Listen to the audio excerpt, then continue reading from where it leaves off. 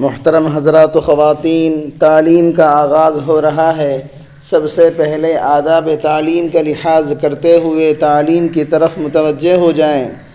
پورے دھیان سے سننا، عمل کی نیت سے سننا اور تبلیغ کی نیت سے سننا، یعنی سنی ہوئی باتیں دوسروں تک پہنچانے کے جذبے سے سننا۔ چند خاص آداب تعلیم ہیں، امید ہے کہ آپ حضرات ان آداب کا ضرور خیال رکھیں گے۔ جزاکم اللہ۔ بسم اللہ الرحمن الرحیم۔ حضرت ابو ہریرہ رضی اللہ عنہ فرماتے ہیں کہ رسول اللہ صلی اللہ علیہ وسلم نے ارشاد فرمایا، میرا دل چاہتا ہے کہ چند جوانوں سے کہوں کہ بہت سارا ایندھن اکٹھا کر کے لائیں، پھر میں ان لوگوں کے پاس جاؤں جو بغیر کسی عذر کے گھروں میں نماز پڑھ لیتے ہیں اور ان کے گھروں کو جلا دوں۔ حضرت ابو ہریرہ رضی اللہ عنہ سے روایت ہے کہ رسول اللہ صلی اللہ علیہ وسلم نے ارشاد فرمایا، جو آدمی اچھی طرح وضو کرتا ہے، پھر جمعے کی نماز کے لیے آتا ہے، خوب دھیان سے خطبہ سنتا ہے اور خطبے کے دوران خاموش رہتا ہے، تو اس جمعہ سے گزشتہ جمعہ تک اور مزید 3 دن کے گناہ معاف کر دیے جاتے ہیں۔ جس آدمی نے کنکریوں کو ہاتھ لگایا، یعنی دوران خطبہ ان سے کھیلتا رہا، ہاتھوں سے کھیلتا رہا، چٹائی کپڑے وغیرہ سے کھیلتا رہا، تو اس نے فضول کام کیا۔ ان فضول کاموں کی وجہ سے جمعے کا خاص ثواب اس نے ضائع کر دیا۔ حضرت ابو ایوب انصاری رضی اللہ عنہ فرماتے ہیں، میں نے رسول اللہ صلی اللہ علیہ وسلم کو یہ ارشاد فرماتے ہوئے سنا، جو آدمی جمعے کے دن غسل کرتا ہے، اگر خوشبو ہو تو اسے بھی استعمال کرتا ہے، اچھے کپڑے پہنتا ہے، اس کے بعد مسجد جاتا ہے، پھر مسجد آ کر اگر موقع ہو تو نفل نماز پڑھ لیتا ہے اور کسی کو تکلیف نہیں پہنچاتا، یعنی لوگوں کی گردنوں کے اوپر سے پھلانگتا ہوا نہیں جاتا، پھر جب امام خطبہ دینے کے لیے آتا ہے اس وقت سے نماز ختم ہونے تک خاموش رہتا ہے، یعنی کوئی بات چیت نہیں کرتا، تو یہ اعمال اس جمعے سے گزشتہ جمعے تک کے گناہوں کی معافی کا ذریعہ ہو جاتے ہیں۔ حضرت سلمان فارسی رضی اللہ عنہ روایت کرتے ہیں کہ رسول اللہ صلی اللہ علیہ وسلم نے ارشاد فرمایا، جو آدمی جمعے کے دن غسل کرتا ہے، جتنا ہو سکے پاکی کا اہتمام کرتا ہے اور تیل لگاتا ہے یا اپنے گھر سے خوشبو استعمال کرتا ہے، پھر مسجد جاتا ہے، مسجد پہنچ کر جو 2 آدمی پہلے سے ساتھ ساتھ بیٹھے ہوں ان کے درمیان میں نہیں بیٹھتا، اور جتنی توفیق ہو جمعے سے پہلے نماز پڑھ لیتا ہے، پھر جب امام خطبہ دیتا ہے اس کو توجہ اور خاموشی سے سنتا ہے، تو اس جمعے سے گزشتہ جمعہ تک کے گناہوں کو معاف کر دیا جاتا ہے۔ حضرت ابو ہریرہ رضی اللہ عنہ روایت کرتے ہیں کہ رسول اللہ صلی اللہ علیہ وسلم نے ایک مرتبہ جمعے کے دن ارشاد فرمایا، مسلمانوں، اللہ تعالیٰ نے اس دن کو تمہارے لیے عید کا دن بنایا ہے، لہذا اس دن غسل کیا کرو اور مسواک کا اہتمام کیا کرو۔ حضرت ابو امامہ رضی اللہ عنہ سے روایت ہے کہ نبی کریم صلی اللہ علیہ وسلم نے ارشاد فرمایا، جمعے کے دن کا غسل گناہوں کو بالوں کی جڑوں تک سے نکال دیتا ہے۔ حضرت ابو ہریرہ رضی اللہ عنہ فرماتے ہیں کہ رسول اللہ صلی اللہ علیہ وسلم نے ارشاد فرمایا، جب جمعے کا دن ہوتا ہے فرشتے مسجد کے دروازے پر کھڑے ہو جاتے ہیں، پہلے آنے والے کا نام پہلے، اس کے بعد آنے والے کا نام اس کے بعد لکھتے ہیں، اسی طرح آنے والوں کے نام ان کے آنے کی ترتیب سے لکھتے رہتے ہیں۔ جو جمعے کی نماز کے لیے سویرے جاتا ہے اسے اونٹ صدقہ کرنے کا ثواب ملتا ہے،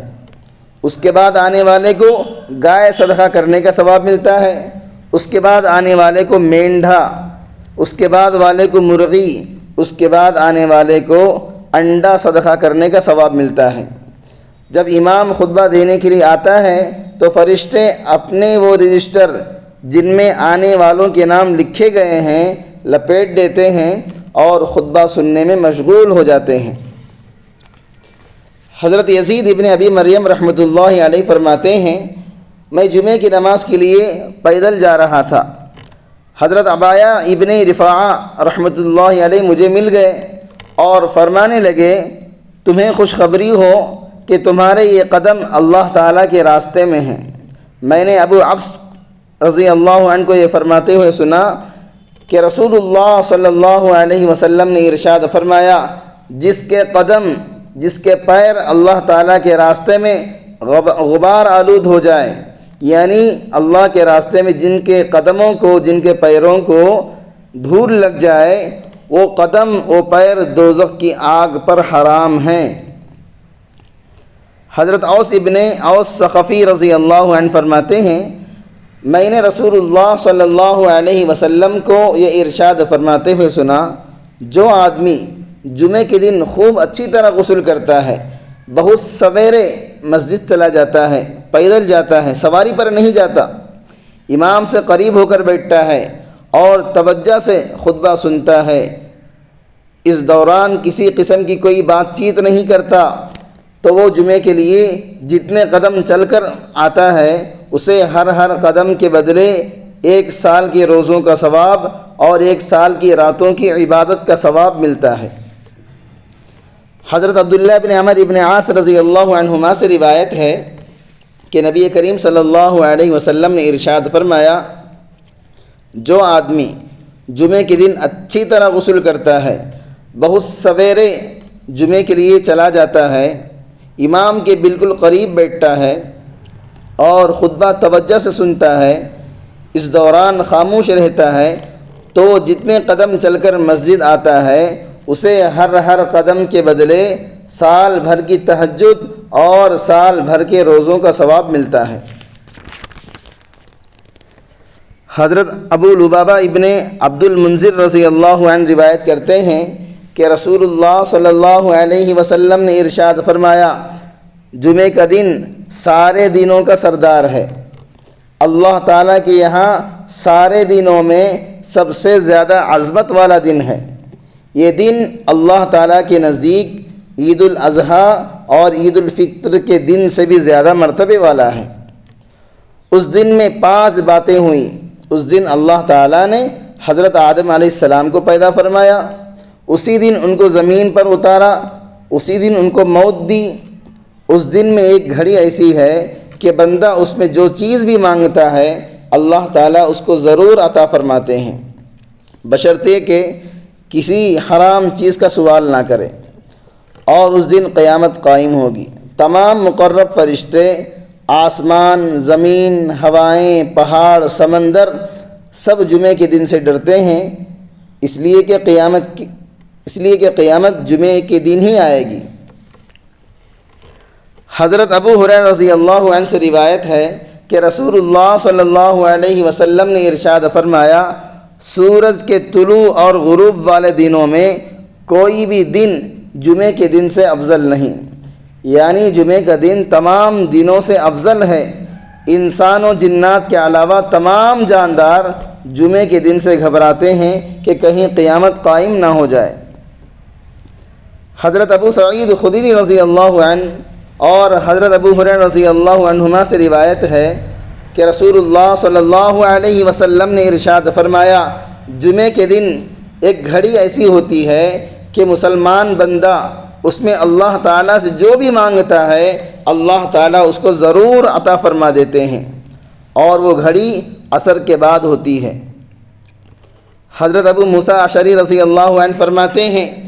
میں نے رسول اللہ صلی اللہ علیہ وسلم کو جمعے کی گھڑی کے بارے میں ارشاد فرماتے ہوئے سنا، وہ گھڑی خطبہ شروع ہونے سے لے کر نماز کے ختم ہونے تک کا درمیانی وقت ہے۔ جمعے کے دن قبولیت والی گھڑی کی تعین کے بارے میں اور بھی بہت سی احادیث ہیں، لہذا اس پورے دن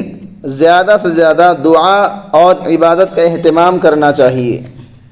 سبحانك اللهم وبحمدك أشهد أن لا